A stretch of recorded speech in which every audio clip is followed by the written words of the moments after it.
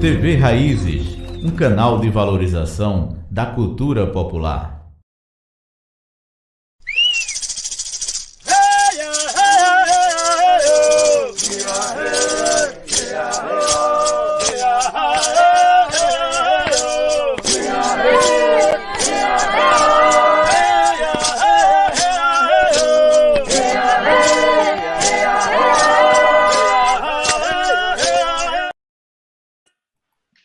Boa noite a todas e a todos. Estamos iniciando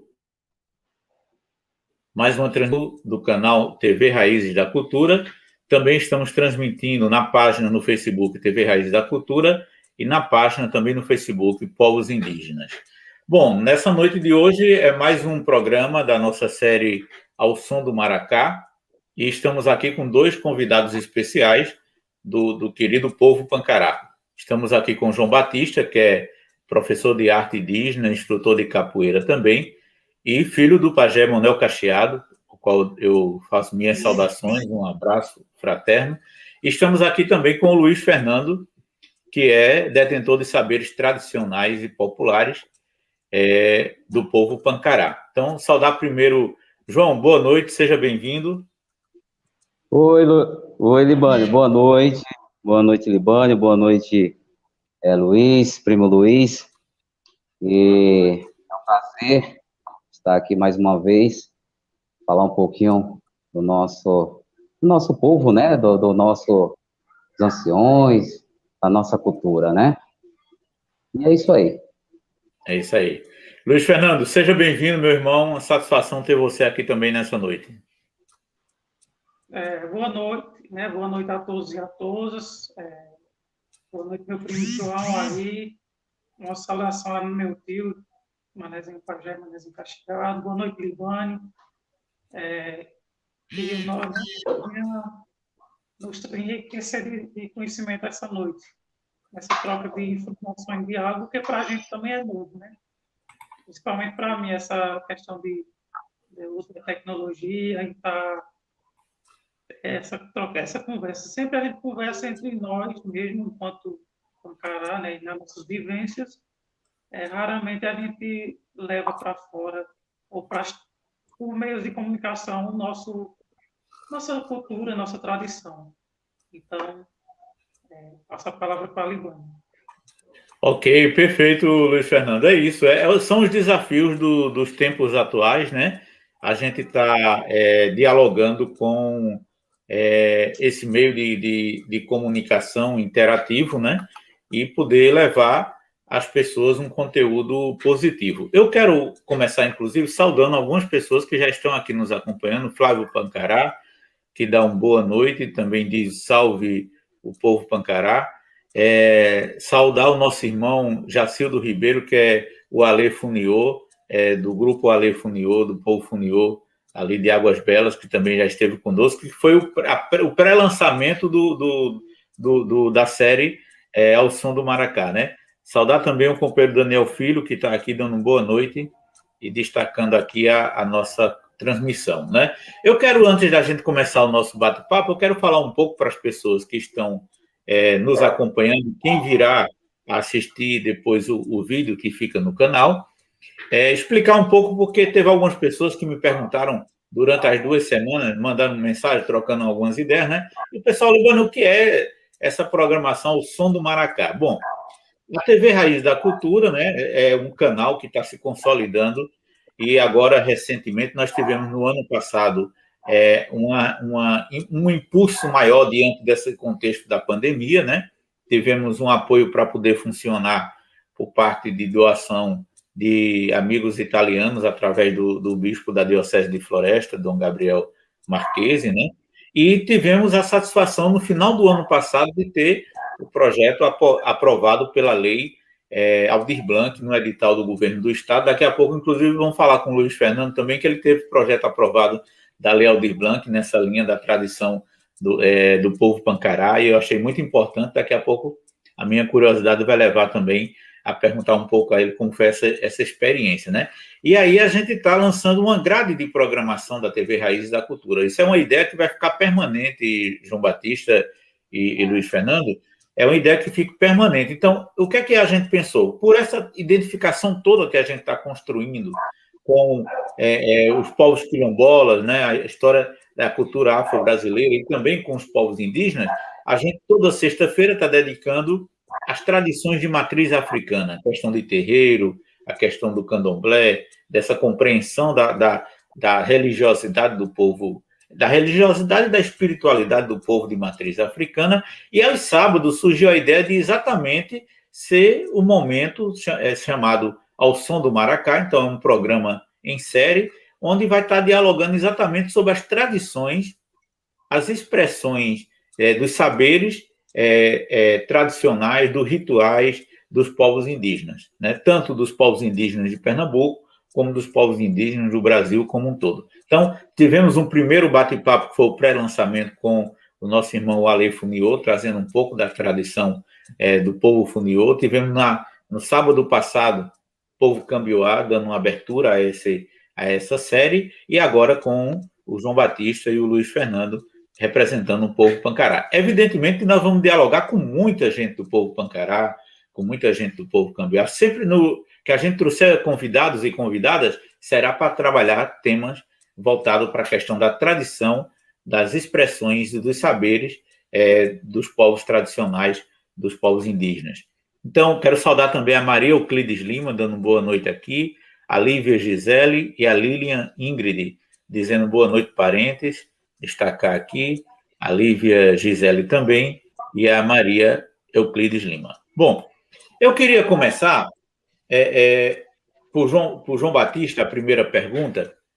João, eu não vou cobrar muito de você por ser filho do pajé, né? Do mais tradicionais pajé, não somente, né, com todo o respeito que eu tenho aos demais pajés do povo Pancará, mas a minha proximidade tem se constituído muito com o seu Manuel Cacheado, né? Eu converso com ele desde 2012, a gente tem alguns encontros, né? Então, não vou forçar a barra cobrar de João por ser filho do pajé, que é uma responsabilidade, uma carga de responsabilidade. Mas você é professor de artes. Eu lembro de arte indígena. Eu lembro, inclusive, que você me relatou uma vez que você dialoga com essa questão da cultura afro, porque foi uma experiência que veio para a sua vida a partir de você já aqui em Floresta, depois suas viagens para São Paulo, para Recife. Então, a cultura afro entrou também na sua vida. Mas você é uma pessoa que, à medida que viajou aí pelo mundo, voltou para a sua terra natal, você também se aproximou mais da tradição do povo indígena, do povo Pancará, né? Então, você trabalha isso no seu artesanato, você trabalha também nas suas aulas, você disse que, inclusive, faz questão de, nas aulas, quando estava tendo aula presencial, você está sempre usando o cocá, outras referências indígenas, porque para estar alimentando essa questão de manter viva a tradição, e também você participa, junto com o seu pai, o Manuel Cacheado, de vários momentos, né? Você está ali colado com ele. Então, eu queria começar com uma pergunta para você, João. Qual é a importância que está tendo na sua vida a questão do ritual? Evidentemente que, adiantando para você, para Luiz Fernando e para as pessoas que estão nos acompanhando, que a gente não vai tratar aqui das coisas que são segredos do ritual, mas da simbologia, né, daquilo que dialoga. Então, como tem sido na sua vida a importância dessa tradição do ritual indígena, do povo Pancará, na sua construção como indígena Pancará, mas na sua construção como pessoa também que dialoga com a cultura afro-brasileira? Como é que tem sido esse desafio de combinar as duas coisas e o significado da tradição indígena na sua vida? Bom, Libânio, boa noite a todos que estão acompanhando mais uma vez, né? Então, Libânio, a cultura, desde pequeno, a gente já nasce já está no sangue, né? Então, eu pequeno já participava de alguns toré que minha mãe levava, meu pai levava, certo que a gente não poderia estar participando, mas a gente ficava no quarto, logo cedo, Gael aqui, logo cedo, tranquilo. a criança dorme cedo, né? Então, na época, a gente, 6 horas, 7 horas, a gente já estava dormindo, não tinha tecnologia, era tudo na luz do candeeiro, na vela. Então, quando acontecia os toré, às vezes a gente estava já dormindo, mas você acordava e ouvia, né, os trabalhos que estavam acontecendo, né, os toré, ou mesmo, até mesmo um trabalho sentado que existe diante do nosso povo, que é um trabalho muito forte. Então, eu ouvia aquelas palavras, ouvia os cantos, né? Então, isso aí, conforme quando foi com meus 16 anos, eu viajei, como você falou, toda essa trajetória, mas sempre lembrando de algum toante que vinha na mente, o que eu vivi lá atrás, no passado, e quando chegou o movimento indígena, aqui meu pai sempre conversava, isso é Gael, tá aqui com a tábua querendo que eu invente um escorregador, olha só, nessa hora. Gael é uma figura. É uma figura. Gael, energia total. Total, Libani. Então, me achando, então, ao chegar, eu ouvia meu pai comentava, ele falava que estava nos movimentos indígenas, estava nas correrias, quando foi para oficializar, né, organizar o nosso povo. E quando eu só ouvi ele falar, comentar bastante, a gente acompanhava em mídia, mas não imaginava o quanto, como que estava o movimento, né? E nesse período, automaticamente, eu já conhecia a parte afro, foi a parte da capoeiragem, né, que tem uma ligação. Então, isso aí já me fortaleceu mais ainda lá para trás. E quando eu retornei, agora em 2007, né, de Recife para Floresta Serra do Arapuá, então, eu senti, assim, uma energia diferente, muito diferente, né, que mexe comigo. Eu vejo a luta do meu pai, de nossos anciões, você sentir, né, então, muito forte, né, e eu falei, meu Deus, era isso mesmo que tá no DNA, né, que tá no sangue, que eu sentia, que eu ouvia quando eu era pequeno, e eu tô sentindo tudo agora de arrepio, de estar ali do lado do meu pai hoje, com uma certa idade, né, e estar acompanhando ele, fortalecendo o nosso povo. Eu acho que isso aí é gratidão total ao nosso Pai Tupã. Só tenho a agradecer a Deus. Entendeu? E eu vejo, assim, o meu ver como tradição forte, né? A gente sabe que temos que estar forte, né? A gente sabemos que a tradição é a base, a raiz e a terra, né? Então, nós temos que estar com isso aí para a gente estar nos fortalecendo cada vez mais nos nossos rituais, na nossa cultura, com o nosso povo, né? Buscando a força dos nossos ancestrais, do nosso Pai Tupã, e na natureza, né? Então, é isso aí. Eu acho que eu respondi mais ou menos de altura o que você que fez a pergunta, né? Perfeito, João. Daqui a pouco a gente vai voltar com mais temas nessa questão, né? Olha o Gael. Abraço, Gael. Faz assim, meu ó. amigo. Então, Luiz Fernando, veja só, a pergunta que eu vou te fazer agora, primeiro eu quero fazer uma referência positiva. Eu sempre converso com o João a seu respeito, não é de hoje. Porque eu sempre via você, nas oportunidades que eu tive, já por 2 vezes, né? De ir até uma vez na Aldeia Lagoa e na outra, João, foi naquele encontro em 2019, foi na aldeia, aquela que vai pela estrada. Do Brejinho, Feira de Brejinho, né? Isso, Pronto. isso. E aí eu sempre via você ali ativo na hora do toré, nas questões ali organizativas, né? E eu conversando, João, quem é aquele rapaz ali? Você é muito novo, né? E tudo. Eu disse, rapaz, ali é primo nosso. Ele é muito dedicado à questão do ritual, né? E aí eu fui alimentando. Depois eu vi agora há pouco você postando umas fotos lindas, rapaz, maravilhosas, do encontro com o Pajé Manuel Cacheado. E aí, João me completa a informação, dizendo que você está nesse processo de construção também do reconhecimento da aldeia Tapuio Pajeú, né? Alguma coisa assim nesse sentido. Você vai poder. E aí me remeteu ao elemento histórico, né? Então, a primeira questão a primeira pergunta que eu queria te fazer é quando é que se deu esse despertar seu para a questão da ancestralidade, né?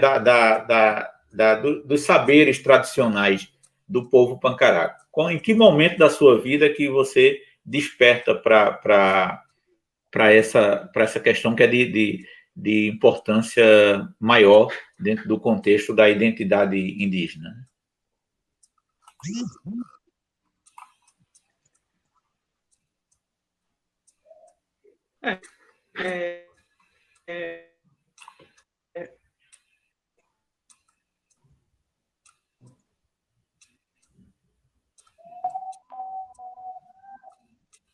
Travou a internet. Travou lá, Luiz Fernando. Enquanto ele volta, Luiz Fernando, se você estiver me escutando, você pode até sair e entrar novamente. Quando trava, isso aí é dor de cabeça. Saudar aqui Cristiano Brito, da comunidade quilombola Poço Dantas, lá de Inajá, e saudando também toda a comunidade quilombola de Inajá. Aldeia Nazário aqui, nos acompanhando também. Um abraço a todos que fazem Aldeia Nazário do povo Cambiuá. Maraísa, do povo Cambiuá, boa noite a todos, ela diz, salve a nação indígena. Lilian Ingrid, dizendo salve. Maraísa, novamente, boa noite, parentes pancarás. Isso, importantíssimo, esse acompanhamento. Vamos ver se o Luiz Fernando volta ali. Pronto. Sim, Pronto, voltou agora, Luiz. Consegui dormir só chorando. Luiz Fernando. E no ano você me escuta? Essas Você está me escutando? E teve e aí ela, com aquele sonho, tomou aquele susto e se acordou, e quando percebeu que no quarto não havia nada, ninguém, só havia eu, né, chorando e fraquinho já. E aí ela disse que não deixou nem amanhecer o dia. Se dirigiu à Serra Talhada, procurou esse benzedor e ele fez as orações e passou um medicamento. E também deu até um dinheiro, né? Porque como o recurso naquele tempo era bem difícil, e ela conseguiu comprar a farinha de maisena, né? A goma de fazer. Luiz Fernando? Uma medicação. Sim. Você me escuta? Estou ouvindo. Pronto, vou te pedir um grande favor, é que quando você começou a falar, travou tua conexão. A gente só escutou agora quando você falou, quando sua mãe, se não me falha a memória, entra no quarto, só tinha você. Aí eu vou pedir a você que recomece a história, beleza? Eu percebi, só que aí eu continuei, né, para não... Não, tranquilo, entender. Pode recomeçar, por favor. A questão minha com ancestralidade, eu falo que já vem da barriga da minha mãe, porque com alguns meses eu tive uma doença que nenhum médico conseguiu encontrar, né, a cura, que era uma diarreia muito forte, e minha mãe não sabia mais o que fazer comigo. Já estava dias e noites, né, eu chorando fraquinho já, né, e ela não tinha esperança mais pelo médico, o homem da bata branca. E foi numa noite, ela já no cansaço, envolvida ali com aquele cansaço, e eu sem ter o que fazer, ela cochilou. Nesse cochilo que ela tirou, ela sentiu uma senhora entrar no quarto e revelar a ela que me levasse para um benzedor chamado Zacarias, que atendia em Serra Talhada. E aí ela despertou daquele sonho e percebeu que no quarto não havia ninguém, só havia ela e eu, né, que estava chorando ali bem fraquinho. E pela manhã, ainda com o escuro, se dirigiu a Serra Talhada, a casa desse senhor, né, que era onde atendia, e lá ele fez o atendimento e passou uma medicação, um mingau de goma, inclusive ele deu até o dinheiro, né, a situação também não era boa financeira, e daí ela disse que à tarde eu já estava bom, já não estava sentindo mais nada, já estava recuperado. E aí foi onde despertou essa ancestralidade, né? Que eu já era bebê, mas já começou a desenvolver. Com a idade de 6 anos, 5 anos, ela é pequeno, ela nem lembra. Eu morava na zona rural, próximo de Nazaré, um lugar chamado Lagoa do Mato. 3 famílias, né? Minha família e meus avós e outra família que veio do Ceará. Uma questão de cultura indígena também, bem forte. E aí, com os 6 anos, 5 anos, foi quando eu comecei a falar. E aí, nesse falar, eles perceberam que, além da rotina, a vivência comum, tinha algo superior que também me embalava naquela vivência, no meu dia a dia. Que aí era algo que só eu via, só eu se comunicava. E mais ninguém ali tinha, nem conseguia ver. Porque eu falava, apontava, e eles não conseguiam ver. E aí foi onde começou o processo, né, de ocultar, que não podia, que era proibido, que a sociedade ia cobrar, ia taxar, que de fato me taxaram, né, no decorrer da minha infância. Foi toda, assim, bem... A gente sabe que eram outros tempos, né? E aí as palavras pejorativas são de macumbeiro, como se fosse algo negativo. Mas, para quem não conhece a cultura nem a tradição, realmente tem esse olhar. E aí, mesmo assim, eu sempre firme e em busca dessa espiritualidade, que a gente também não sabia falar que essa questão de encantos, não tinha ninguém para me dar um norte, né, uma orientação, mas mesmo assim o que eles me orientavam eu fazia, né, fazendo a história. E aí veio outro golpe. Eu tive uma outra doença, acho que com 10 anos por aí, e aí perdi minha voz. Nem eu sei explicar, nem ele sabe também, o pessoal em casa. Foi uma coisa assim, rápida. E aí passou e procurou o atendimento médico tardio, que também naquela época era em Nazaré, o posto mais próximo. E comecei a fazer fono. E foi quando fui fazer Serra Talhada. E aí, Serra Talhada é grande, né? Tem várias questões de religiões e tudo, o qual a gente tem acesso. E aí eu migrei pela Igreja Católica, fiz crisma, primeira comunhão, né? Esse espaço, mas ainda não era o que eu estava procurando, ainda não me preenchia. Fui para o Espiritismo Catecista também, se identifiquei, mas ainda ficava uma lacuna. Fui para a Igreja Evangélica, fui batizado nas águas e tudo, mas ainda não era. Conheci um pouco também do candomblé, que aqui tem mais de 12 terreiros de candomblés e umbandas, mas também não me identificava. E aí foi, mas sempre tinha uma tia minha e um pessoal que fazia alguns ritos de Jurema, uns mestres, incorporava mestres e mestras caboclos, e é num quilombo que fica entre Serra Talhada, Floresta e Betânia, chama Ponta da Serra, quilombo. E aí nesse intervalo aí de eu criança, 12 anos, 11 anos, 10, já ia para lá, que eu se sentia bem lá com eles, com essas minhas tias, os tios, e sempre ia para lá, mas não era uma coisa vaga, porque criança também não podia ver, não poderia participar. Apesar que eu sempre ele deixava, sempre tinha uma confiança e deixava eu ver algumas coisas. E aí sempre acompanhei ela nessa questão, inclusive ela teve terreiro aí no DNR, no Caetano, e eu sempre participei dos festejos, da festa do caboclo do Pinambá, que é o caboclo dela.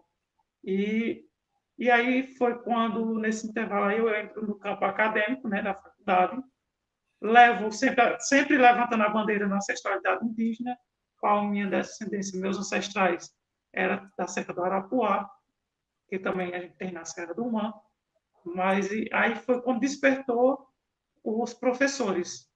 E aí disseram por que eu não desenvolver uma pesquisa em cima do meu povo, da cultura, dessa ancestralidade. E aí foi quando eu senti a necessidade de realmente trazer à tona.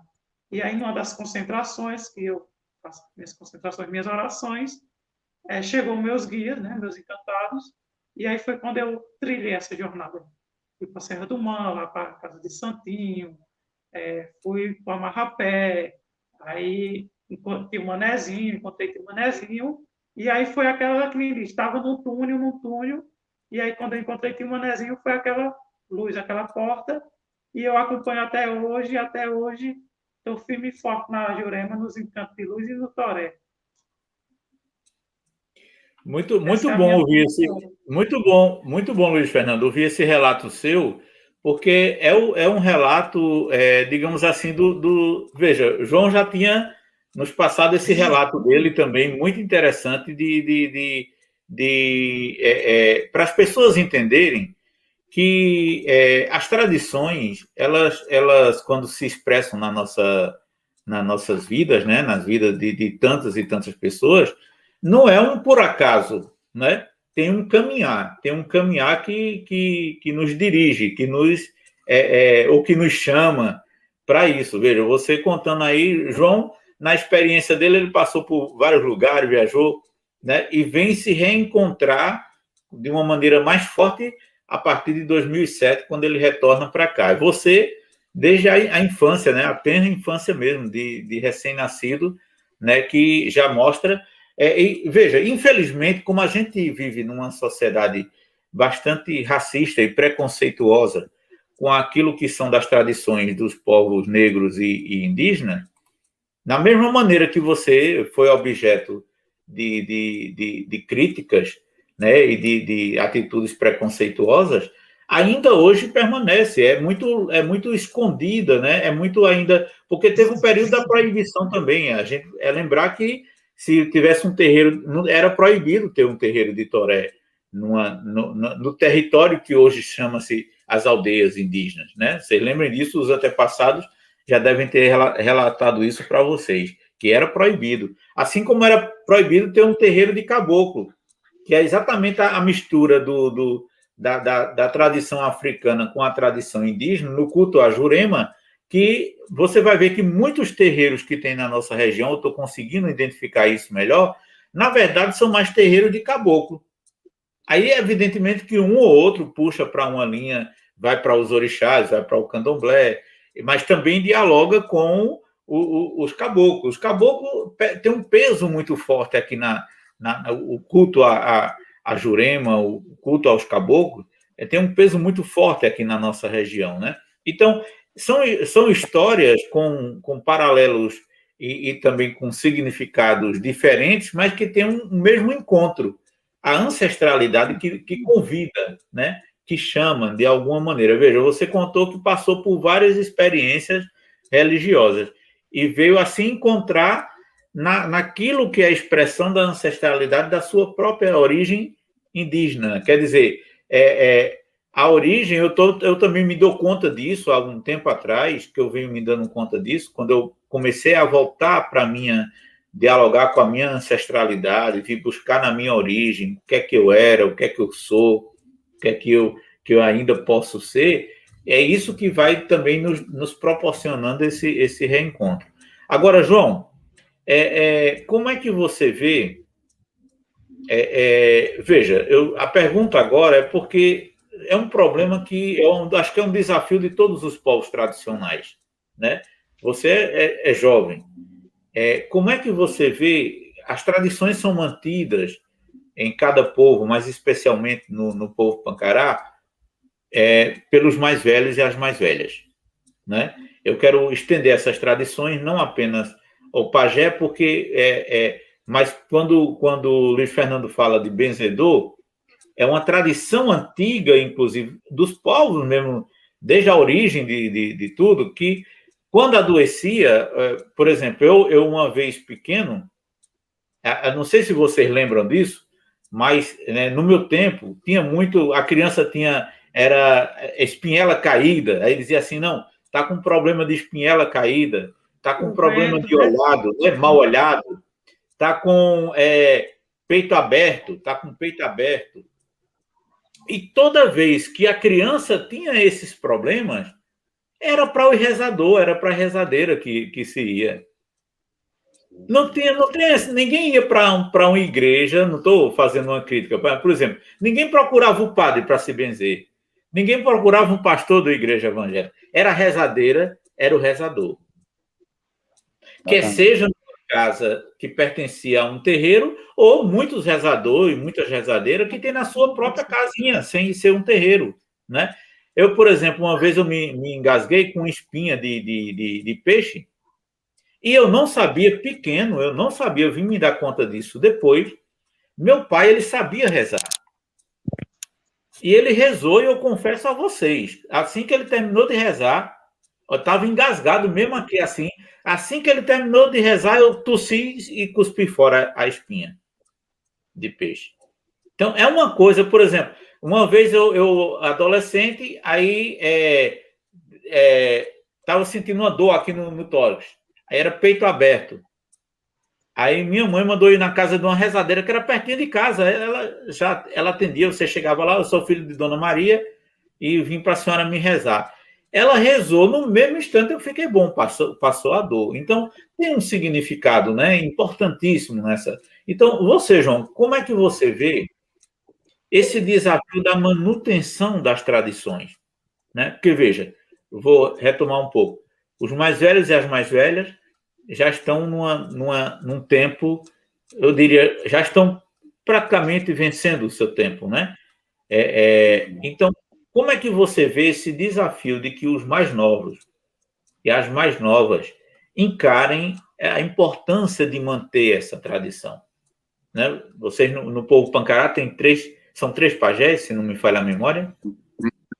Isso. O seu Pedro Limeira e seu... João Miguel. Seu João Miguel, não é isso? Isso. Então, Isso. todos 3 já estão com idade bastante avançada, né? Com todo o conhecimento. Mas como é que você vê isso? Veja, essa é a primeira pergunta. Como é que você vê a importância de manter a tradição? E segundo, se você vê que já tem alguma preparação, claro que nós desejamos que a vida deles se prolongue o máximo possível, que chegue a passar da idade, como era o nome daquela senhora, que até Luiz Fernando foi quem publicou um vídeo quando ela faleceu ano passado, Dona Joaquina, ela faleceu com quantos anos, Luiz? 6, eu acho. Agora que falhou a Eu acho que memória. ela já tinha passado de 100 anos, não tinha? Ou era 90 e tantos? 98? Não lembro. 98, né? Então, Não tenho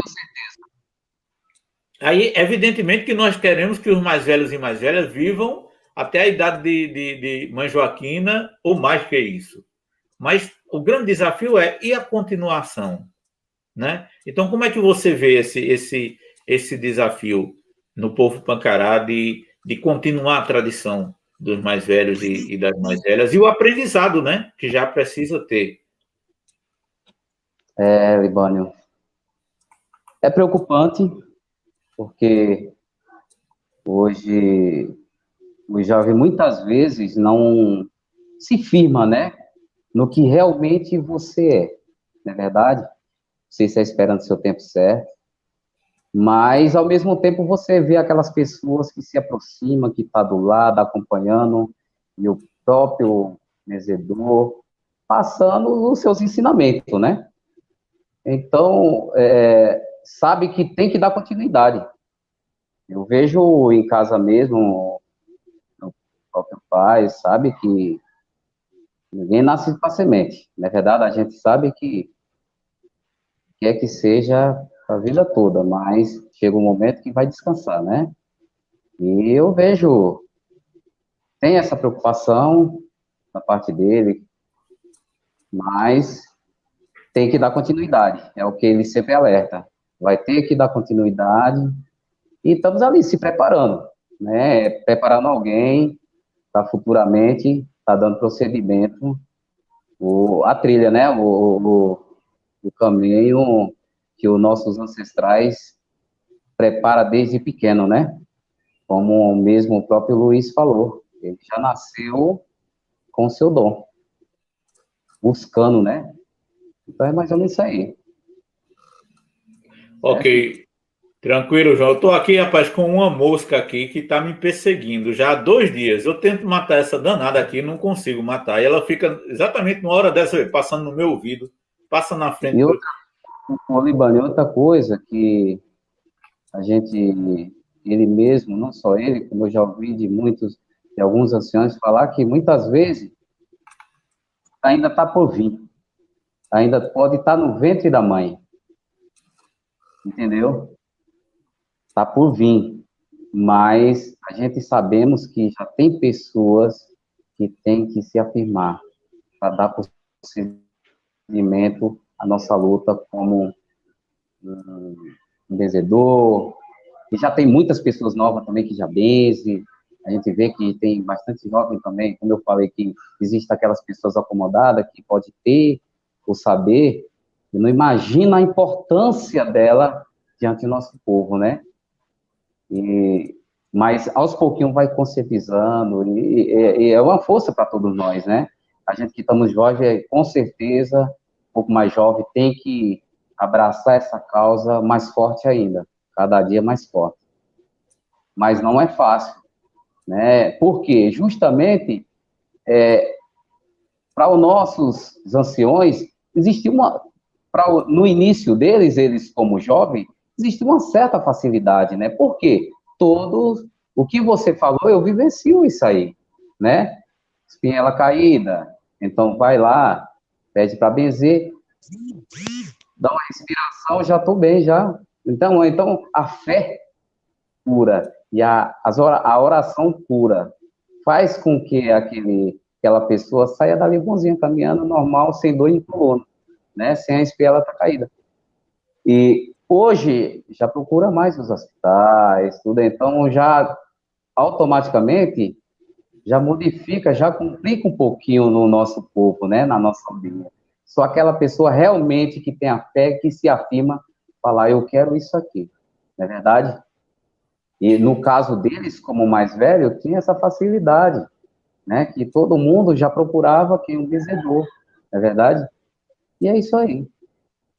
Então, é um desafio, sim, mas nós temos aí, com certeza, um jovem Pancará, firme também aí, com certeza, para seguir a luta dos nossos anciões, que estão aí firme também, mas sabemos que é uma juventude que vem aí e eles dão continuidade com seus ensinamentos, né?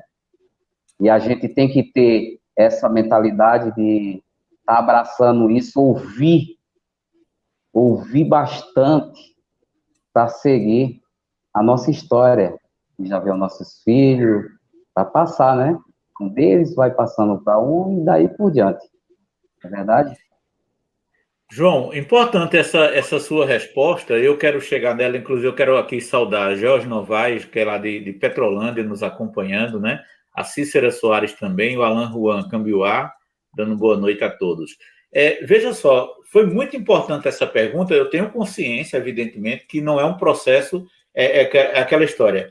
A espiritualidade, o ritual, a ancestralidade, não é algo que você vai encontrar em toda esquina, né? E também não é uma pessoa, a pessoa não diz assim, eu quero seguir a ancestralidade e vou, não é assim.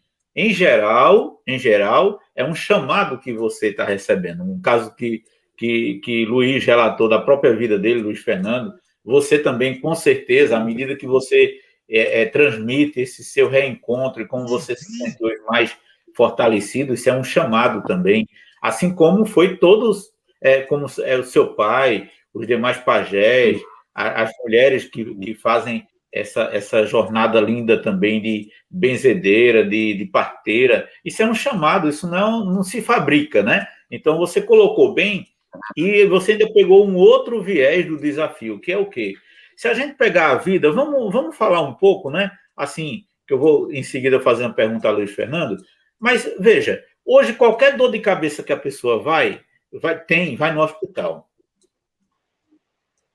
certo? Quando poderia estar um remédio natural, uma planta, daqui a pouco nós vamos chegar nessa parte dos saberes, né? Você veja, hoje o povo tem um problema, vai na farmácia e passa um AS. Mas, minha gente, o AS, a composição do AS está numa plantinha que tem em todo lugar, você acha. Se não achar a planta, acha pelo menos o chá, o preparo do chá, que é a erva cidreira. O AS, ácido acetil salicílico, a base dele é a erva cidreira. Então, veja, eu prefiro hoje eu prefiro tomar o chá da cidreira. A minha consciência hoje me levou a isso. Então, eu não vou tomar um AS hoje, eu vou tomar um chá de cidreira. Aí você diz assim, não, mas eu não estou desprezando a importância do papel do médico, da medicina, não. Eu estou apenas relatando que nos momentos anteriores das comunidades só se ia para o médico em casos extremos. E muitas coisas ainda hoje na comunidade tem como, por exemplo, você tem um problema de estômago, se alimentou e a digestão não está boa. Por que você tem que tomar um remédio de farmácia quando tem tantas plantas medicinais, tantas ervas que são sagradas, são próprias para aquilo ali? Você tem uma diarreia e toma um remédio para parar a diarreia. Ora, tem o chá de olho de goiabeira, amarga, que é danado, mas é bom, é excelente. E é anti-inflamatório, né? Anti-inflamatório também. Além de várias outras coisas. Quer dizer, mesmo que seja aquela diarreia provocada por uma bactéria, a não ser que esteja num caso muito extremo, mas muitos desses cuidados podiam estar sendo feitos em casa, ou às vezes até na própria comunidade, né? Mas como você colocou, qualquer coisa hoje o povo é médico, corre para o médico, e vai desmerecendo o valor da tradição que manteve vivo várias gerações. Não é de agora, a gente não está falando, não é conversa de velho para gente nova, não. São várias gerações que foram salvas, tiveram seus problemas de saúde, como no exemplo de Luiz Fernando, que foram resolvidos. Bom, olha, isso não é mágica, né? Como você bem colocou. Tem uma relação de fé, é uma relação de ancestralidade, de dom e de fé. Porque ser rezador, ser rezadeira é um dom, não é uma coisa qualquer, né? Então, Luiz Fernando, você já colocou, então, esse seu encontro, né? Hoje você está bem firme na questão da ancestralidade e você está num desafio agora, que o João estava me relatando rapidamente, você está no desafio agora e eu fiquei curioso por dois aspectos, né? Porque quando fala em Pajeú, primeiro, muita gente não entende a história, porque muitos povos indígenas originários da nossa região se organizavam às margens do Pajeú. Inclusive, o significado do nome Pajeú é Rio do Pajé, né? Eu estava fazendo uma pesquisa, se eu estiver enganado, você me corrija, porque com certeza você tem muito mais conhecimento do que eu nesse sentido. E a margem do Pajeú se constituíram vários povos, né? Várias comunidades indígenas que foram, digamos assim, perseguidas e expulsas pelos colonizadores que chegaram, né? E aí você está num processo de reconhecimento, participa do processo de reconhecimento da aldeia. É Tapuio ou Tapuia, do Pajeú? Porque esse nome... Oi? Tapuio.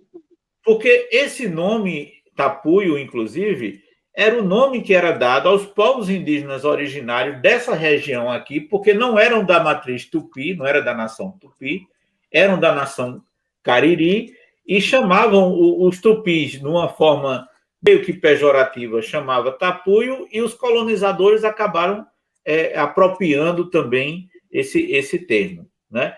Então, assim, como é para você, se dentro desse processo de pesquisa sua, da ancestralidade, você tem mergulhado também nessa questão da origem dos povos indígenas da região? Não sei se eu me fiz entender na minha pergunta. Eu vou responder de acordo com o que eu entendi a pergunta.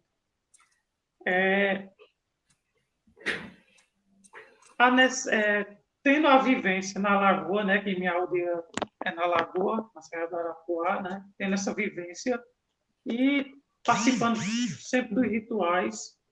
E foi numa dessas concentrações, junto com o tio Manezinho, no Toré, quando o encantado chegou e disse, era até nossa ancestral, que era a tia Amélia, né? Amélia Caxias.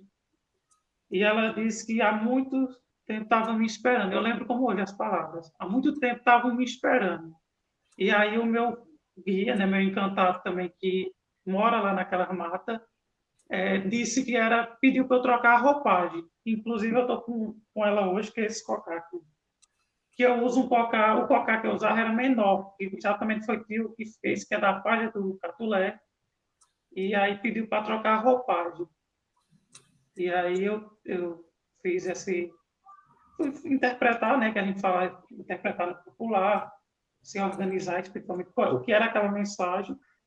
E aí foi quando, junto com minha família, a gente sentiu a necessidade de se organizar um novo núcleo Pancará, só do grupo da família da gente, no qual a gente tem nossos costumes preservados, deixados desde os ancestrais também, né, que é os Soares, que é o pessoal que habita aí pertinho também, o Tapui, né, o Tapui lá dos Grandes. Isso. Aí, e os Soares é na Serra.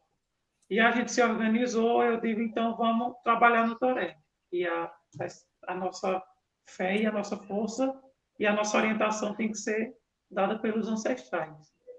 E aí, foi um ano de ritual, e eu já tinha, né, um conhecimento, a questão do Pajeú, que era o Paiaié, o rio dos pajés negros, né, porque a gente está no sertão, o sol é mais quente. Então, é o rio Paiaié, e teve inúmeros povos que muitos foram dizimados, mas dizimados por branco. Eles hoje estão vivendo em outras regiões, como Piauí, Ceará, fugiram daqui mais para outra localidade. Alguns mantêm o mesmo nome, os tribais da época, e eu sempre com essa bagagem já deixada pela minha bisavó, que passou por meu avô e meu pai, eu digo, eu tenho alguns fragmentos, e a gente vai se organizar. E aí a gente começou a fazer os rituais, e inclusive era até aí no vulcão, né? Tem uns primos que moram aí, e tem tias, primos, uma série de famílias que moram aí. E foi quando o encantado chegou e disse que a terra já estava sendo preparada para a gente levantar a nossa aldeia. E aí a gente precisou do nome para reafirmar, né? Porque a gente era Pancará, mas e aquele grupo ali que estava se levantando era o quê? Aí foi quando a gente disse, não, vamos botar Pancará Cambengá, para a gente ter uma identidade e seguir aquela identidade, ter força, né? São nomes de força. E a gente seguiu, fez os trabalhos, pesquisa, e como é que a gente vai conseguir esse terreno sem conflito. A gente sabe que a região do Pajeú é marcada por conflitos. E eu digo, não, mas a gente vai conseguir porque a gente tem fé e a gente tem os nossos ancestrais, os encantados de luz que nos alumiam. E foi quando surgiu um território lá na estrada da Malhada Vermelha. Só que no mês anterior, eu tinha recebido uma visão, uma mensagem, né? E eu gosto de retratar, faço sempre o desenho, tenho até um caderno. E aí, que posteriormente, quando eu chego naquele lugar, eu tenho como ter uma base. Foi aqui que eu tive, foi isso que eu vi.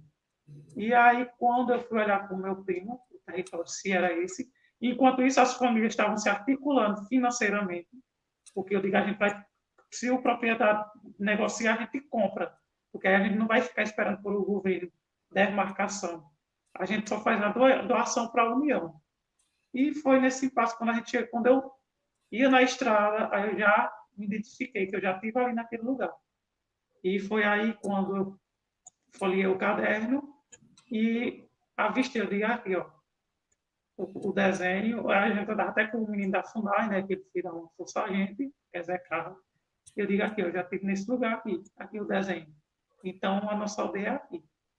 Aí a gente ficou como era Cambengá, mas era a identidade. E quando foi realmente para a gente assinar, né, o nome, que é a aldeia mesmo, oficializar, junto com o tio Manezinho, né, sempre compartilhei com ele, e trocando as informações, também pedi ajuda espiritual a ele. João Batista também aí, agradeço muito, sempre junto com a gente, né, nos dando força, porque pegou logo essa pandemia, né? A gente já não podia estar mais presencial. Então, eu sempre ligava para João, veja aí contigo esse nome, isso aqui. E a gente tendo essa comunicação.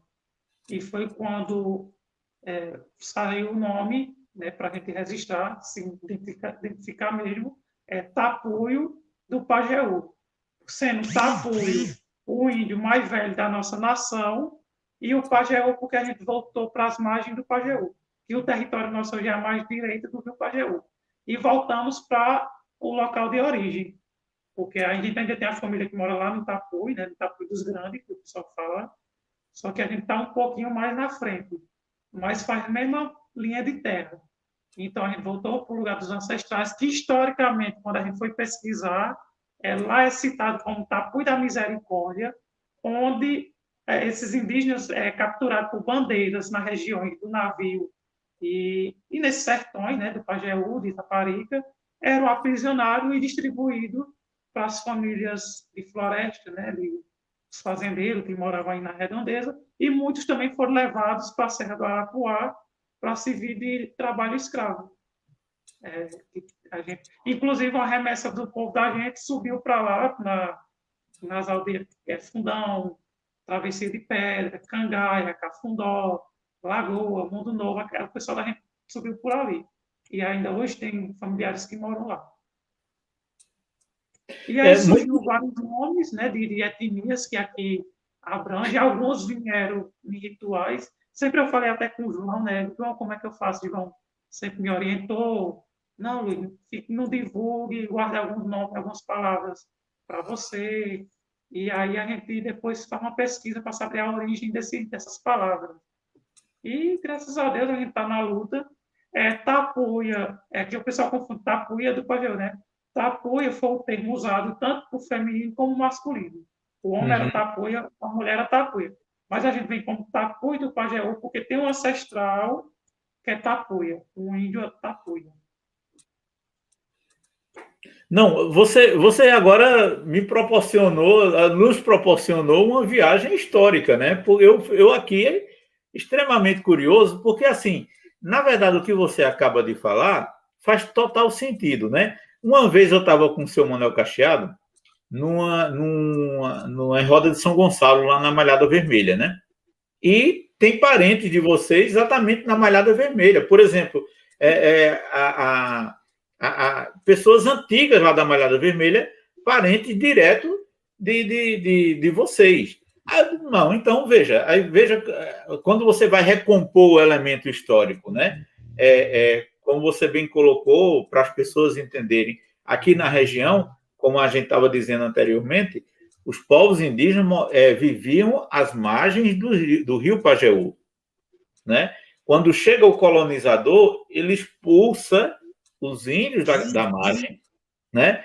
E aonde tinha lugar que fosse terra produtiva, eles ocupavam e depois levavam os índios escravizados para trabalharem lá como escravo deles. Isso aconteceu muito na Serra do Arapuá, se a gente, como você colocou aí, se for recontar a história de quem era proprietário de terras ali, né? E aí se dá aquele processo de que por exemplo, quando os indígenas tentavam se recompor numa comunidade, numa serra, eles iam e perseguiam até lá mesmo. Era coisa assim, ou se permitia ser escravizado, porque quem não fosse escravizado era objeto de perseguição e de expulsão pelos colonizadores. Então, assim, eu quero dizer que eu estou aqui feliz e emocionado em saber dessa recomposição histórica que vocês estão fazendo, porque a recomposição histórica, inclusive, eu tenho trabalhado muito da questão dos povos quilombolas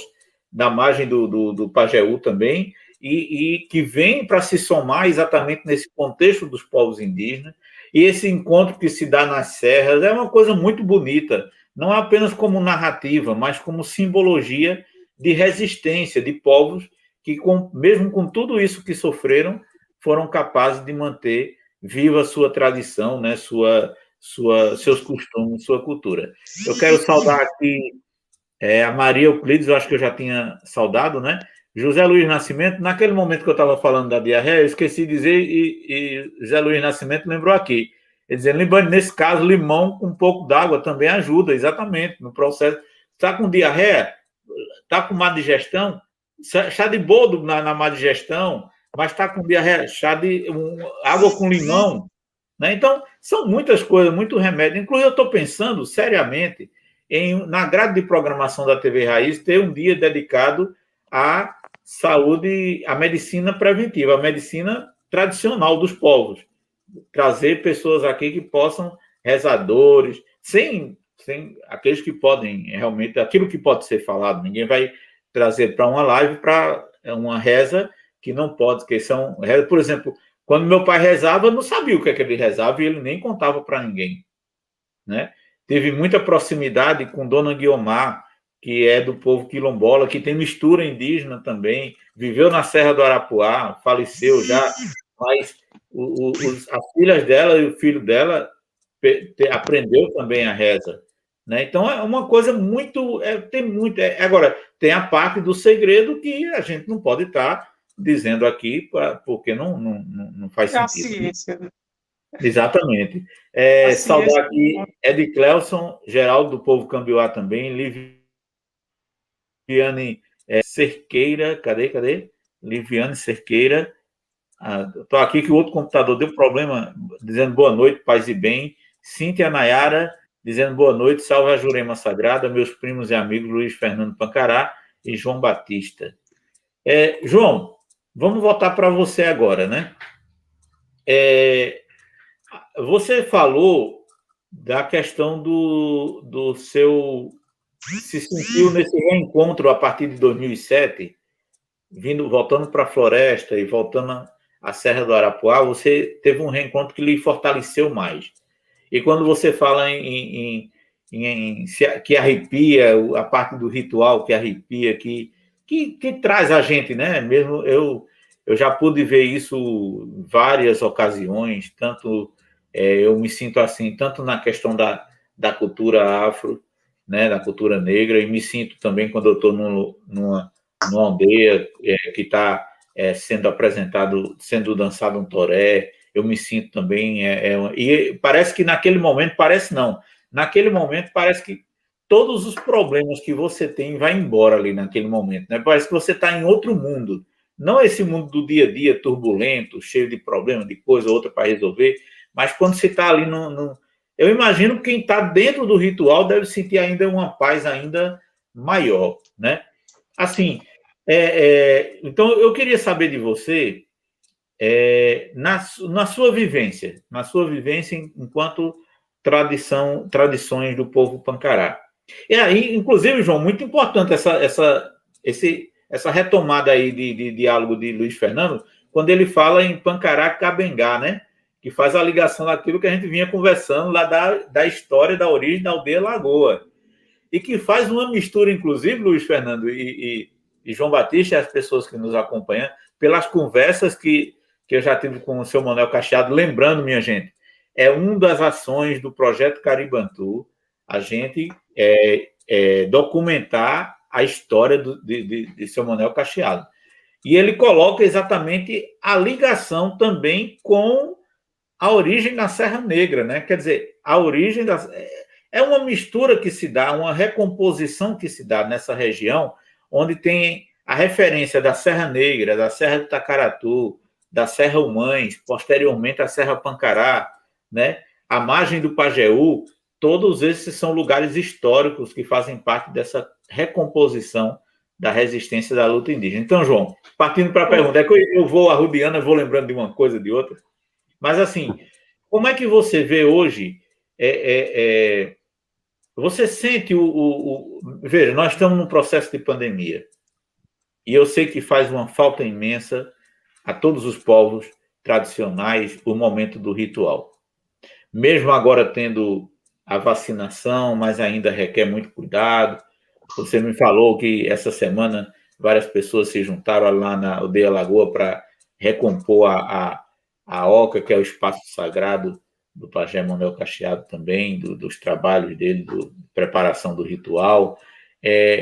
Mas qual o peso que você sente que tem a tradição, o ritual na vida do povo Pancará? Qual o peso que você acha que tem, que você sente, que você percebe que tem? Mesmo diante de tanta coisa, né, como você falou anteriormente, mesmo diante de tanto deslocamento, às vezes, essa coisa da vida urbana que pressiona, tira a pessoa do sentido, das suas raízes. Mas como é que você vê qual o peso que tem um ritual, não apenas do toré, o ritual, a tradição como um todo, na vida do povo Pancará? Acho que a aproximação de estar mais junto, né? Eu acho que está sendo um peso muito grande, né? Uma falta, não só para os jovens, como os anciões mesmo, não só com a pandemia e antes da pandemia. Eu acho que essa pandemia, lógico, que estamos passando um momento muito difícil, é muita perca do ser humano, e triste, né? Hoje nós estamos numa situação difícil mesmo, né? A gente não está podendo fazer aglomeração. A gente fizemos a nossa reforma lá da nossa oca, mas tomando as precauções, poucas pessoas, bem reduzido, para não juntar aglomeração. Então, Libano, eu acho que o grande peso mesmo, e isso aí eu acho que veio, não sei, o povo, a humanidade em si, em geral, né? Ter mais uma... ser mais ser humano, né? Ver mais o próximo. E para o nosso ritual, eu acho uma aproximação maior, focar mais, ter mais aproximação mesmo, assim, no sentido de se juntar mais, como era antes. A gente vai estar reunindo para um toré, seria uma coisa natural. Antes era dessa forma, né? Uma coisa bem natural mesmo. Hoje já é um pouco mais difícil, né? Então, é isso aí, Libano. Eu vejo dessa forma. Eu acho que a humanidade aproximar mais, ter mais essa aproximação para fortalecer mais o nosso povo. Entendeu? Mas a energia continua a mesma coisa, a energia é forte. É só chegar mais pessoas para estar se descobrindo mais ainda na nossa cultura, na nossa resistência, na nossa luta. Certo? É isso aí. Perfeito, perfeito. Outra coisa, Libano. Sim. Só um minutinho, só complementando. Fizemos a nossa reuniãozinha lá, terminamos a nossa oca, graças a Deus, pedido dos encantos, fizemos uma coisa linda lá no espaço, na aldeia Matinha, a oca do Pajé. E sempre quando terminava, a gente finalizava, fazia uma oração, e depois cantava um ponte, umas linhas de toré. E dessa vez, nós não podíamos deixar diferente de não fazer, né? Eu acho que a gente tem que ter fé, e naquele momento o pajé pediu para estar reunindo umas pessoas ali, chamar uns anciões, e aproximou. Rapaz, tu precisa ver a energia que estava, o calor humano que estava naquele momento. O povo tudo com sede de aproximação, né? E aquele momento ali eu vi, meu Deus, é isso que nós precisamos. Passando todo mundo tomando essa vacina aí, harmonizar a situação do mundo, né? Eu acho que esse calor vai ser mais forte ainda. E foi justamente o que eu senti naquele momento que foi na quinta-feira à noite. Então, eu acho que o que vem aí pela frente, com certeza, vai ser cada vez melhor, mais forte, gente mais firme ali para guerrilhar junto com a nossa nação. É isso aí. Você colocando essas questões, João, me leva a uma reflexão. Eu também, aqui, Maria Euclides, né, dizendo verdade, João. Quero saudar também aqui a irmã Lourdes Braz, Lourdes Sobrinho Braz. Irmã Lourdes, João, lembra lá da paróquia de Inajá, que acompanha também a comunidade quilombola, Pastoral Afro. Ela dizendo que chegou muito atrasada, mas chegou. Não se preocupe, será sempre bem-vinda. Então, você coloca uma coisa, João, que estava na minha... Quando começou esse processo da pandemia, eu fui uma das pessoas que coloquei na minha cabeça o seguinte: isso é um alerta. é um alerta para a humanidade, onde é como se a natureza tivesse dizendo assim, olha, do jeito que vocês estão vivendo, é disso para pior. Ou vocês recompõem essa forma de viver, ou vocês começam a desenhar e a praticar uma outra forma de vida, ou é disso aqui para pior. E, na verdade, assim, eu acho que esse é o grande desafio, sabe? Pena que a maioria das pessoas não estão olhando por isso. Mas eu acredito, inclusive hoje, eu já tenho dito isso a algumas pessoas, que eu acredito que essa recomposição da humanidade passa por recompor a vida em comunidades. Nisso, os povos tradicionais têm uma grande vantagem, que já estão no território.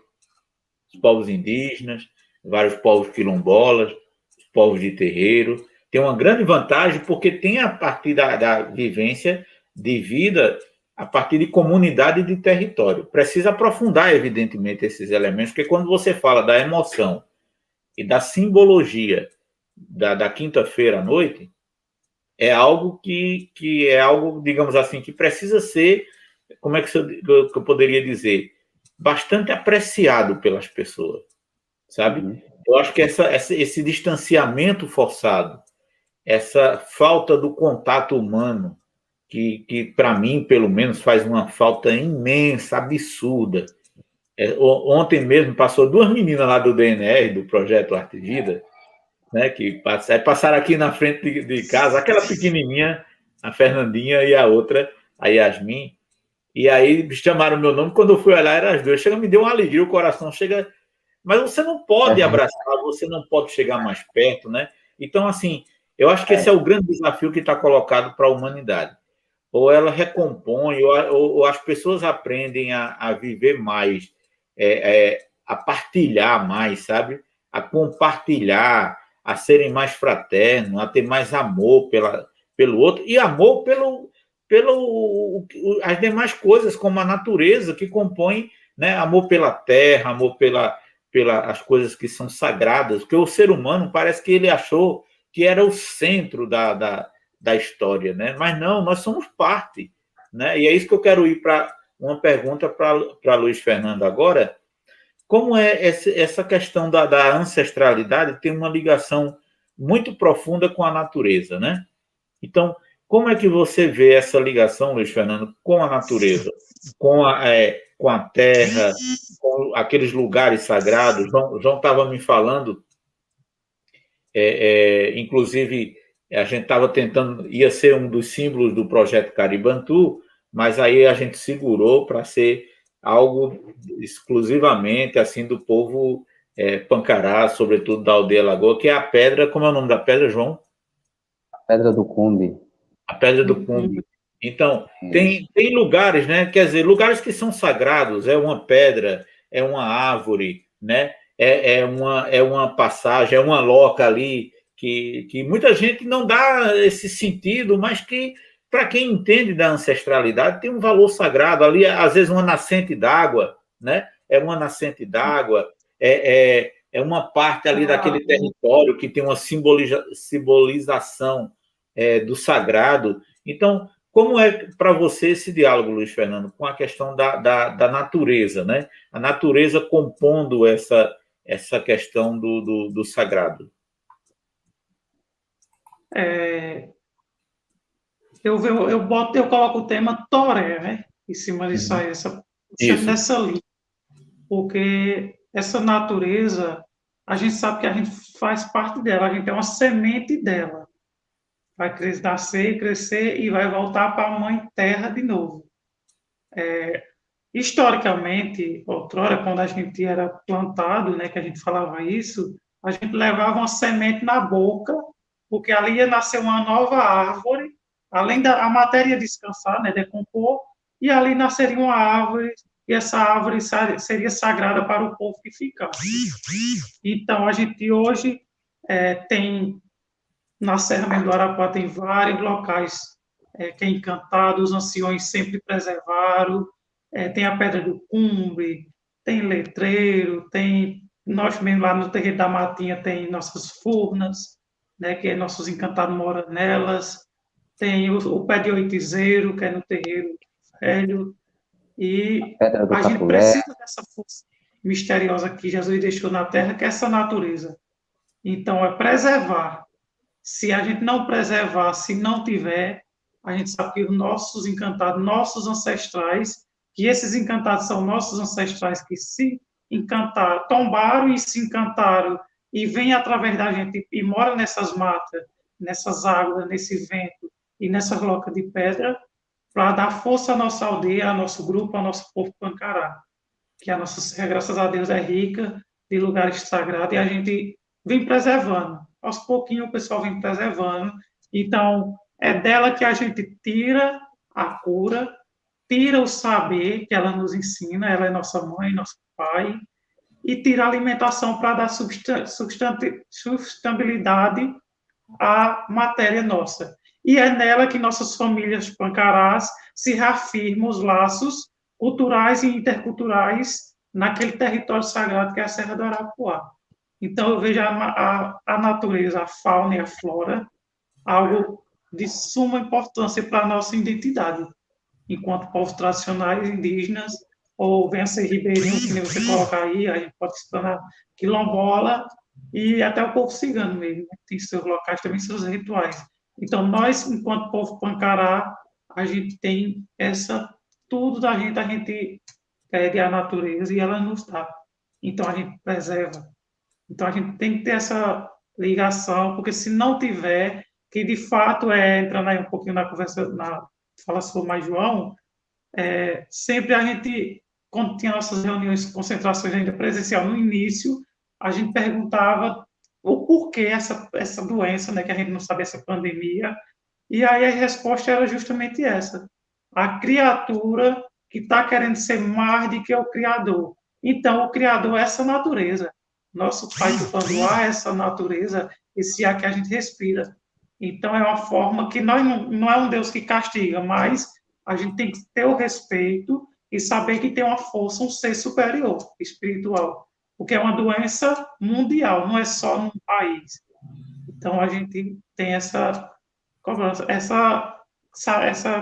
confirmação, né, essa troca de informação, e a gente tem fé que a gente vai se livrar dessa pandemia, e é aquela coisa, através da nossa natureza, se isolando nas nossas aldeias, em nossos territórios, se firmando o nosso história, nossos trabalhos, que não precisa de muita gente, que dois, um ou três, a gente sabe que a gente faz a oração ali e os encantados chegam.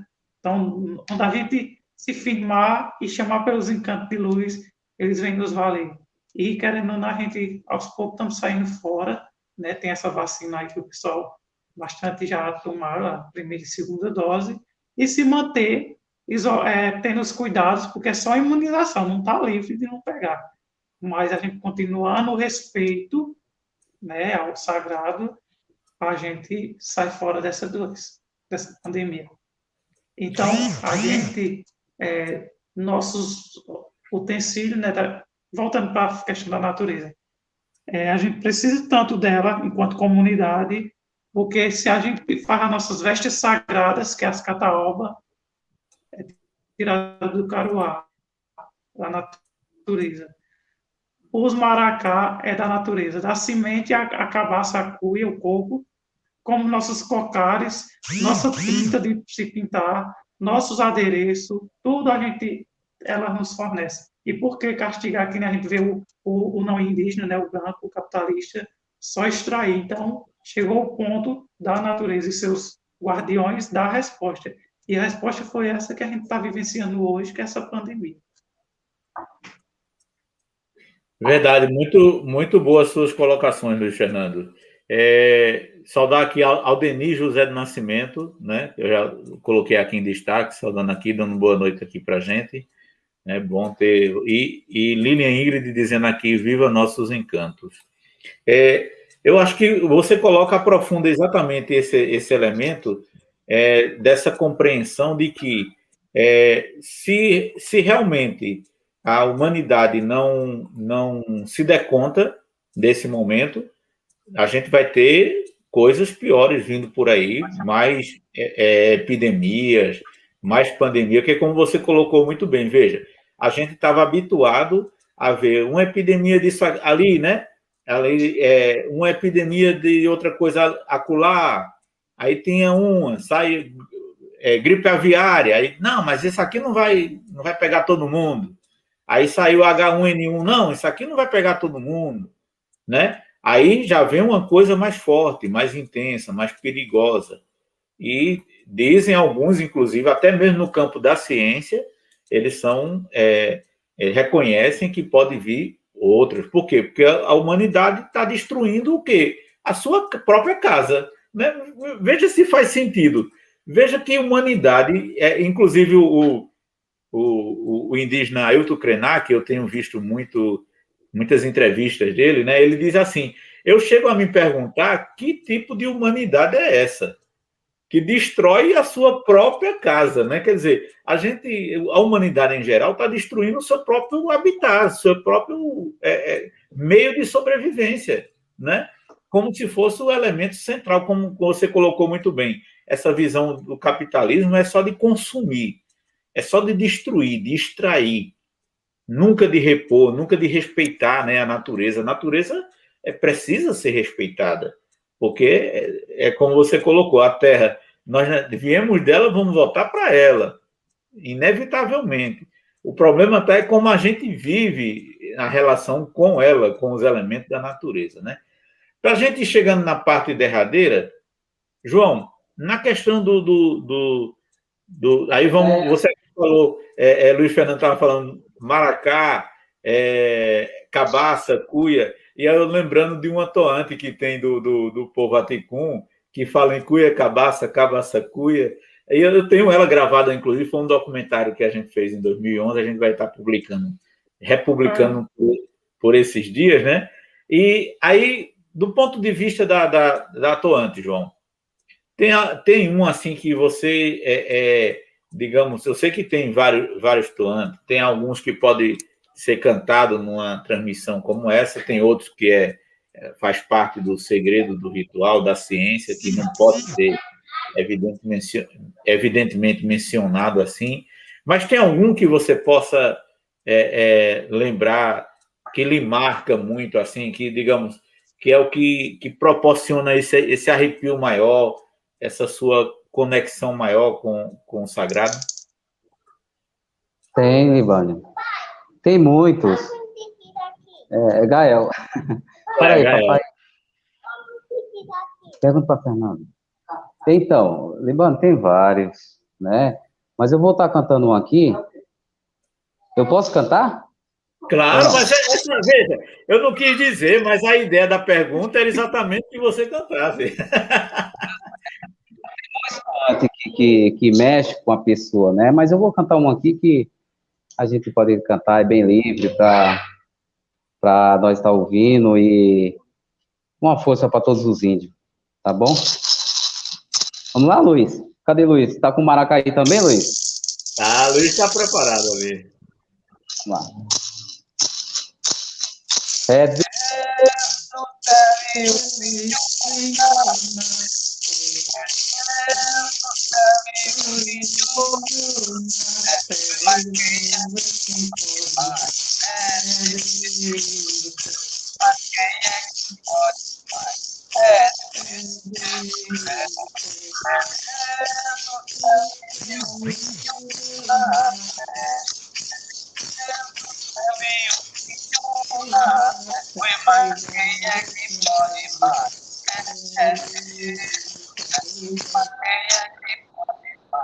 é Deus do céu, foi, mas quem é que pode mais?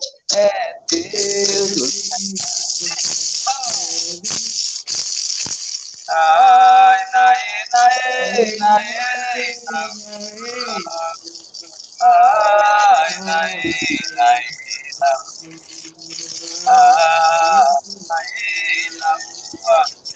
viva nossa força! Viva! Viva o nosso Pai! Viva! Viva os encantos! Viva! Viva o nosso Pai! Viva! Viva nossos campeões! Viva a nossa natureza! Viva! Em nosso Pai! Deus seja louvado.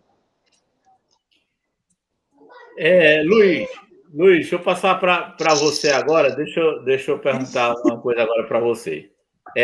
Como é que vocês dialogam? Agora, uma parte que aí você pode finalizar também com algum toante que você, assim, eu digo que gosta mais, não é que tenha toante que não se goste, é que em tudo que nós fazemos tem aquilo que nos toca mais, né?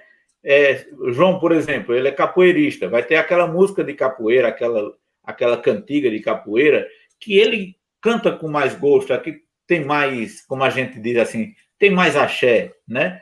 E vai ter também aquela toante que mexe mais com cada pessoa tem um sentimento, né? Tem uma relação.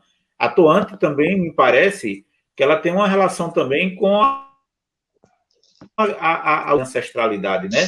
Você tem um caboclo que você trabalha com ele, você tem aquele encanto de luz que você tem mais proximidade, então tem aquela toante apropriada. Me parece que é isso também.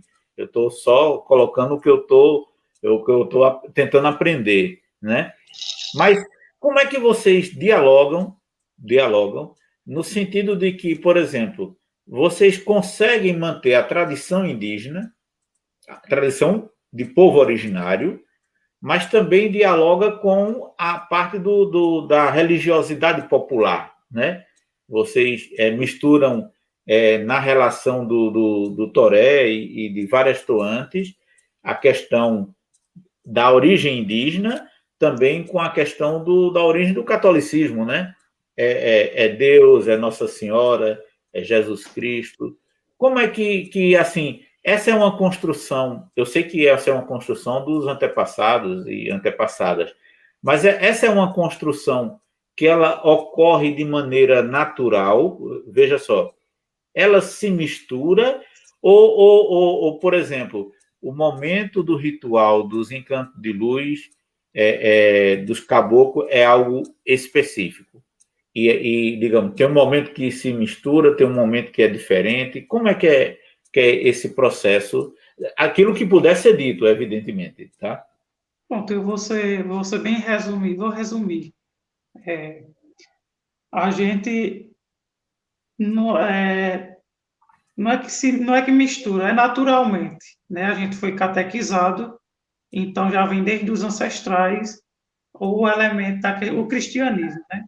A gente foi povo catequizado, inclusive a gente aí foi pelos capuchinhos, né, os franciscanos, e a gente, nas aberturas dos nossos rituais, nossos torés, a gente abre o ritual pedindo a Deus, a Nossa Senhora e a Nosso Senhor Jesus Cristo, que nos conduza naquele ritual, naquele toré em paz, que venham os bons manifestos, e a gente sempre começa o toré saudando Deus, Nossa Senhora e Nosso Senhor Jesus Cristo, e, posteriormente, dar continuidade aos nossos toantes de caboclos, de juremas, e aí segue todo a ritualística, né?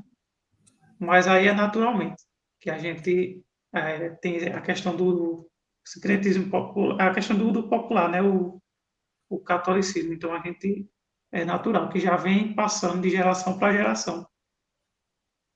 Ok, perfeito, sim. Perfeita resposta. Então, tem um atuante que você gostaria de destacar nesse momento? Deixa eu ver aqui com o João. Tem aquela, né, João? Nossa Senhora das Candeias, né? Que é importante, né?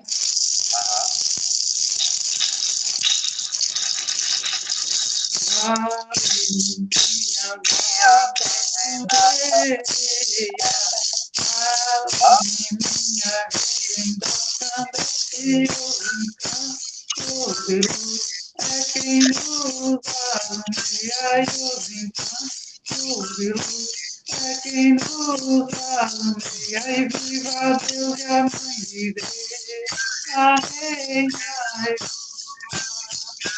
vale minha Virgem das Candeias, vale minha Virgem das Candeias, e o encanto Deus. É quem quem lugar onde aí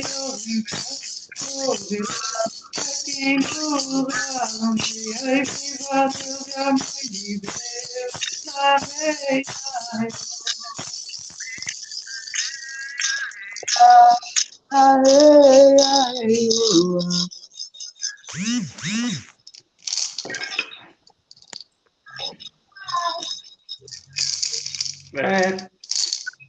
Perfeito, perfeito. É como a gente estava falando, tem nesse processo do ritual, da espiritualidade, é algo realmente muito forte, muito envolvente, né? Assim, tem as pessoas com a mente fechada, ela não se abre, né? Eu sempre dialogo muito com algumas pessoas de não ver. Muita gente pensa de assim, não, é a cultura do índio. Quando diz isso, se vocês me permitem, está reduzindo muito, né? É a tradição. A tradição mistura tudo, mistura espiritualidade, mistura a cultura, porque para os povos originários, tanto indígenas quanto africanos, por exemplo, não existe essa divisão, né? A gente o ser humano é composto de tudo, do espiritual, da cultura, da arte, vem incorporado. O colonizador europeu, branco, né? Ele foi quem compartimentou as coisas. Disse, não, isso aqui é só religião, aqui é cultura, aqui eles não chamam nem arte, eles chamam artesanato, para ver como é que é. Porque, por exemplo, a mistura, tudo que tem... Veja, você tem a arte indígena, né? Vamos lá. O que é arte indígena? É tudo. Por exemplo, o cocá que vocês estão utilizando é arte. Mas essa arte está relacionada com o quê? Com o ritual. Está vendo que não tem separação? Entende? Porque quando separa... O colonizador é que os ocidentais, europeus, é que tem essa mania. Por isso que é um povo que não tem profundidade. Aqui é religião, então é como se fosse separado. Veja, como é que você pode separar? O colar não é só um colar. Quais são as sementes que são feitas? Esse colar identifica o quê? Identifica o indígena. Muitos fazem parte do ritual. Então não é só uma... Entende? Não é separado. Não pode ser separado.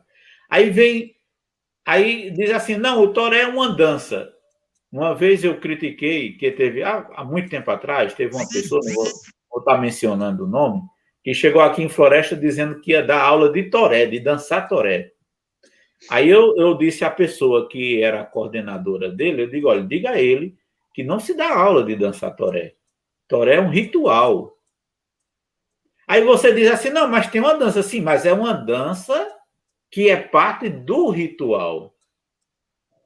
Que aí eu vou fechar com essa pergunta para vocês dois. Por exemplo, eu já ouvi dos mais velhos que não é de todo jeito que se participa do toré, né? Hoje você vê que tem algumas pessoas, aí tem uma menina de short curto que quer entrar pelo meio, aí tem uma pessoa com uma roupa que...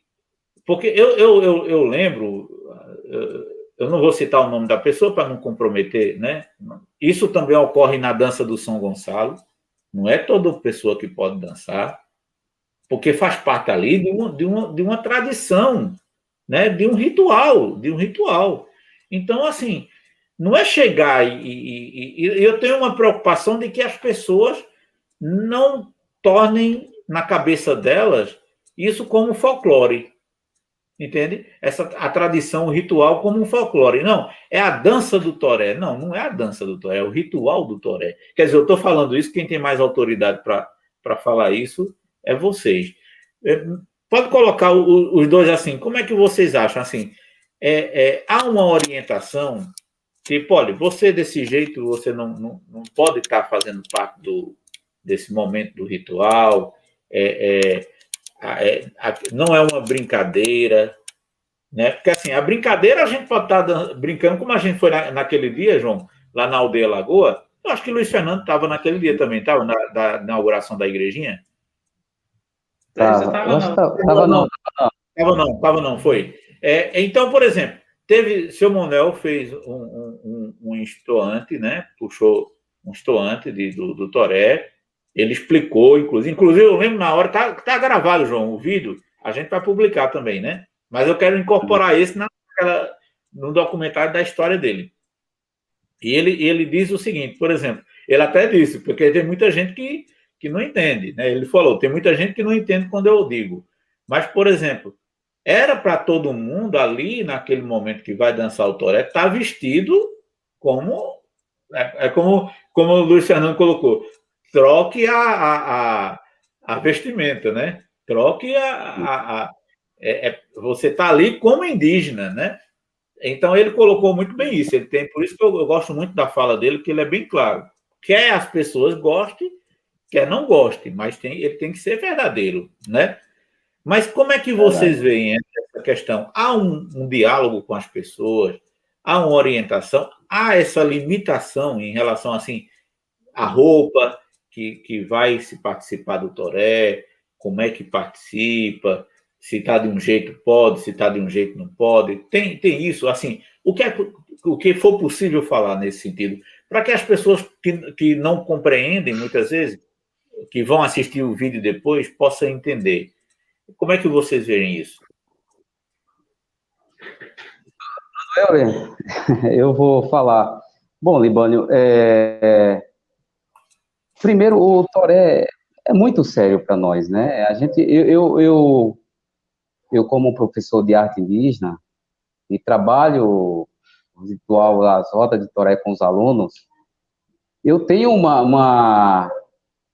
eu prezo muito, eu trabalho com uma sinceridade imensa, explico a importância que é para nós, né? Então, os alunos estão cientes que o adubo que você usa, o cocá, a cataioba, a gente se sente melhor, uma pintura, você se sente mais forte, né? Então, sabe que é muito importante você estar com a sua vestimenta, né? A sua vestimenta caracteriza você e passa mais energia para quem está utilizando a sua vestimenta, né? Mas eu não vejo assim, pode estar. Eu não cheguei a ver ainda uma correção diante dos nossos anciões falar alguma coisa sobre isso, sobre vestimenta. Mas já falado na própria aula, quando a gente que passa pelas nossas mãos, os professores de arte, eles explicam tudo isso aí, que não pode estar utilizando shortinho, outras vestimentas. O mais interessante seria a nossa vestimenta de apresentações, que é do nosso ritual, entendeu? Então, passa mais, né? Eu acho que é isso aí. O povo tem que entender que ali é uma coisa séria, como você falou, não é ter aula de toré, não, é totalmente diferente. A espiritualidade ali é muito forte, a nossa história, a nossa cultura, que nos mantém vivo e forte, né? Então, é isso aí. E quem for participar tem que estar na consciência que tem que estar firmado ali. Eu não vou ali só por diversão, não. Eu tenho que ir ali com sinceridade. Participar, mas estando consciente do que eu estou participando ali, sincero daquele toante, daquela cultura, que não é por acaso que está ali só para fretear, né? Vamos dizer assim, como a gente fala, vou ali fretear. Não, ali tem uma hierarquia, existe uma hierarquia. E é isso aí. Luiz Fernando. É aquela história, se você quiser ir para uma festa, não vá para um toré, vá para outra coisa, né? Que lá não é uma festa. Luiz Fernando? Eu também, da minha parte, já andei bastante em rituais em Toré, mas nunca vi, não, assim, a questão de corrigir, nem sobre vestimento. E sim, é que nem coloca, eu vejo reforçar, sempre ir com os trajes, que são sagrados, é a nossa identidade, enquanto povo indígena, né? Os nossos cocá, que também é a nossa identidade, que quando chegar o pessoal sabe que é Pancará, que é os cocá de Caruá, que João Batista está até usando aí. e sempre reforçando, até inclusive com o grupo do Estapuí do Pajeú, né, eu estou inserido também, são 18 famílias, a gente tem a construção da identidade, sempre que tem reuniões ou eventos, eu reforço com eles, vão com os nossos trajes sagrados, com as nossas pinturas, que é a nossa identidade. Não tem o que se reprimir, nem ter vergonha, não. É assumir a identidade, que é ela que nos dá força. É que nem eu coloco o toré. O toré, para quem é leigo, é uma dança, qualquer dança, mas a gente sabe que ele é através dele que a gente tem força, tem as nossas respostas. E nós, povos indígenas, a gente pisa o toré em várias situações. Se é para festejar, a gente dança o toré, porque ele está feliz. Se tem algum conflito, a gente também dança o toré, que é através dele que a gente vai ter nossas forças e nossas proteções. Então, que outrora o toré era uma dança de guerra, né, masculina e de guerra, trazemos hoje para a atualidade como uma forma de representar e resistir e mostrar que o nosso sagrado vive dentro da gente. Então, é o que? Respeitar.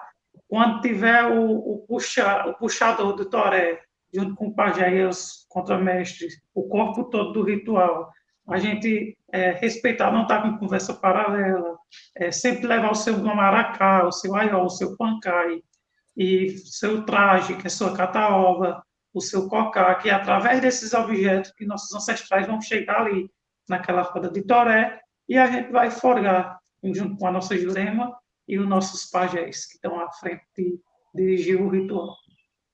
Então, é isso que eu vejo. Não tem a questão de reprimir, não, que o povo da gente não tem esse hábito de corrigir, mas cada um use sua sã consciência para onde é que está indo, se é para um ritual, um toré, um festejo junto com a comunidade. Então, eu vou ter minha consciência e eu vou com a postura composta, né? Não vou, que nem eu fosse para uma festa do branco, uma festa na cidade, uma banda de rock vai tocar. Vai lá.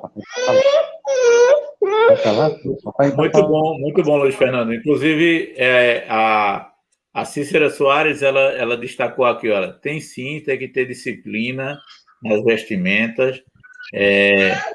A Maria Euclides Lima colocou, sim, tem que ter sinceridade e fazer tudo certo para que nossa vivência não pare e juntos somos mais fortes.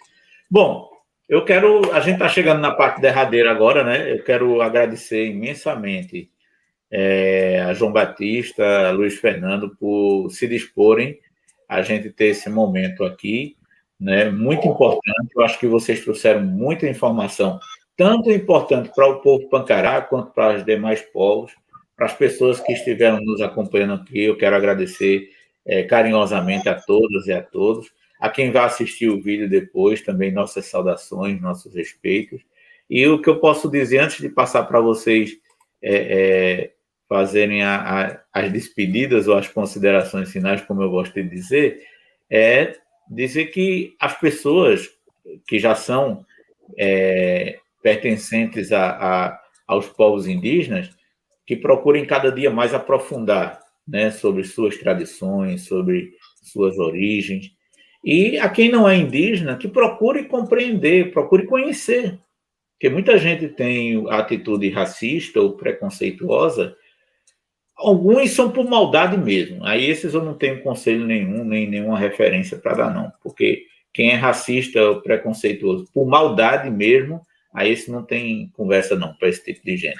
Agora, muita gente é preconceituosa por não conhecer, né? Pelo medo do desconhecido. Aí diz, não, toré é macumba. Assim como diz com as tradições africanas também, né? Eu digo o seguinte, para você que não tem maldade, procure entender, procure conhecer. Não é obrigado, não. Não é obrigado você ser da tradição indígena. Se você é indígena, é obrigatório, eu entendo que é. Mas não, se você é não índio e não indígena, não vai ser obrigado você. Mas entenda, procure entender. É a mesma coisa da religiosidade do povo negro. Ninguém é obrigado a ser do candomblé. Mas pelo menos você deveria entender e dar o valor, né? Dar o valor e respeitar, porque são expressões diferentes de espiritualidade, de religiosidade, né? A religião do índio, mesmo criada pelo índio, é o quê? É o ritual. Na verdade, não tem. Aí incorpora, como você colocou muito bem, incorpora os elementos um pouco eu diria, um pouco da mistura que se deu com o processo da catequização, tudo bem, mas a religião do índio é o ritual, a religião do negro é o candomblé. Então, agora se complementa, tem na religiosidade do candomblé, também tem a parte do catolicismo, e por aí vai. Então, é um processo de construção histórica, né? Que cabe a quem não tiver maldade, cabe procurar, conhecer e respeitar. Repito, a quem tiver maldade, não. Para esse tipo de gente, não tem conversa. Pelo menos eu penso dessa maneira. Então, João, te agradecer imensamente. Você sabe que do respeito, do carinho que eu tenho pela sua trajetória, pela sua pessoa, né? E pelo que você representa, né? E continue com essa força, com essa garra que você tem enquanto indígena do povo Pancará. A você, Luiz Fernando, eu agradeço imensamente sua disponibilidade, a sua história também é uma história muito bonita, muito emblemática, né, com muita simbologia, e que você continue nessa caminhada de espiritualidade, de aprofundamento das tradições do povo Pancará, das tradições dos povos indígenas. Então, passar na sequência agora para João Batista e depois para Luiz Fernando, para fazer suas considerações finais, destacando aqui que a Maria Euclides diz: meus primos, foi um prazer estar nessa live, e a irmã Luz de Braz, ela diz: ótima roda de conversa, bastante esclarecedora, obrigado, Libânio, João e Fernando. Nós aqui agradecemos, olha, a Maria Euclides ainda diz: foi ótimo esse encontro de João com Fernando. Liviane Cerqueira ainda diz: bons ensinamentos. A Maria Euclides diz: em breve estarei com vocês em Floresta. Então, eu digo isso, o que faz muita gente pergunta: não, mas Libânio, tu fica insistindo em fazer transmissões, em fazer essas lives, mas é porque esse é um momento que a gente não está podendo fazer isso presencialmente. Eu concordo plenamente com o Luiz Fernando. Eu preferia estar num bate-papo agora, era com vocês, na aldeia, em outro lugar, mas presencialmente, que a gente pudesse se abraçar, se cumprimentar, sentir a energia um do outro. Mas a gente tem que trazer esses conteúdos, porque muita gente não conhece. Daquilo que a gente conversou hoje aqui, muita gente não conhece, sobretudo essa turma mais nova, né? Mais jovem, não conhece muita coisa. E a gente está trazendo essas informações. João Batista, por favor. Libânio, primeiramente quero agradecer a todos aí que estão acompanhando essa live aí com a gente, comigo e com o Luiz e você, Libânio.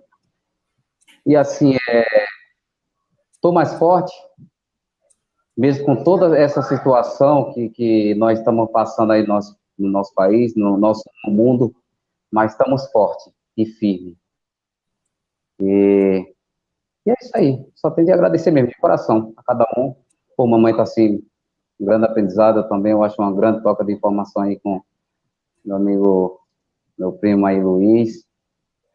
E só agradecer. Obrigado a todos aí. Uma boa noite. Valeu, João. Luiz? Eu, primeiramente, quero agradecer ao nosso Uru Tupanduá, a nossa Ceci Tamaim, a Antan Curiboca, né, de Luz, e por nos proporcionar essa noite de conhecimento. Quero agradecer a pessoa de Libânio, de João, que articularam, tiveram essa comunicação e chegar até a minha pessoa por o espaço, né, que a gente vê que hoje a gente ainda não tem muita vez nem voz, enquanto na povos tradicionais, né, ainda sempre tem uma sociedade que ainda quer nos ocultar, e principalmente quando se trata do indígena do Nordeste, que não trazemos as características, somos mixigenados de corpo e alma, mas esquecer que a gente somos únicos em nossas ancestralidades. E agradeço desde já a vocês, estou à disposição precisar. Agradeço, mandar um abraço para todos os meus familiares, ao pessoal que participaram da live, agradeço desde já, e uma bênção, né, para a tia Manezinho, a tia Dalvina, que é a minha primeira casa em Floresta, é a deles. Estou até sentindo falta de aquele bom bate-papo, aquela alimentação, que ela sempre zelosa comigo. E aos povos indígenas que estão se levantando, suas aldeias, força, fé e firmeza no Toré, nos Encantos de Luz, que chega lá. Tem outras aldeias em processo, né, que aí é outro debate, e no município de Floresta, né, pertinho aí também, e são todas famílias, Pancarás também, mas eu desde já abençoo todos também com a força encantada e misteriosa desses nossos ancestrais que habitam nessas ribeiras do Pajeú, seja ela na mata, nessa caatinga bruta, nesse rio Pajeú, que para o branco está poluído, está morto, mas a gente sabe que nossos encantados moram debaixo dessas águas ainda e tem força. Então, desde já, uma boa noite.